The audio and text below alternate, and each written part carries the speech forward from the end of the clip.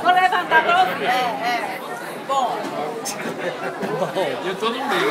Ah, o Renan. Ô, Renan. Jean não, calma aí. Jean não. Ô, Renan, viu? Qual que é o nome da menina do céu? Então eu vou dizer o seguinte. Não tô ouvindo nada. Cadê? Ele é bocuda. Ele é bocuda. Olha, eu mandei uma mensagem pra ela imensa hoje, entendeu? Aí eu vou fazer um plágio, então que eu mesmo escrevi, né? Então, assim, eu disse pra ela que ela, no presente, tem sido a minha melhor amiga, a pessoa com quem eu mais tenho aprendido em relação a tudo, em relação a conhecer as pessoas, a refletir sobre o que acontece comigo, né? Então, assim, pra mim, ela tem sido uma pessoa importantíssima na minha vida. É isso mesmo. Não, o que é isso?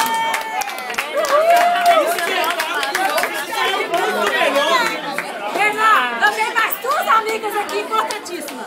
Uma é Raquel e outra é Dulce. Chama pro discurso. Raquel, você já sei que é mais sobre pra mim, você também não vai falar, mano. As duas. Não.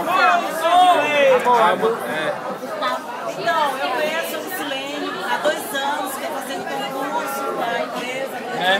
Somos 2 anos. Mentira. Há 2 anos. Nós somos assim, a pura energia.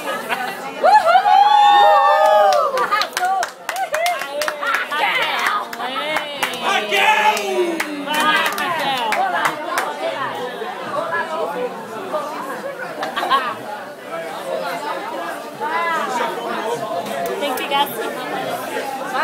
Já não, Marcos. Aí, Marcos, A segurar pra Lu você. é uma pessoa muito especial, a gente estudou junto, né, Lu? E a gente sempre teve uma troca bem bacana de experiência.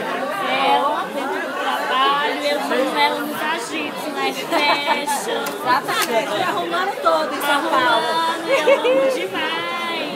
Valeu! Valeu, Raquel!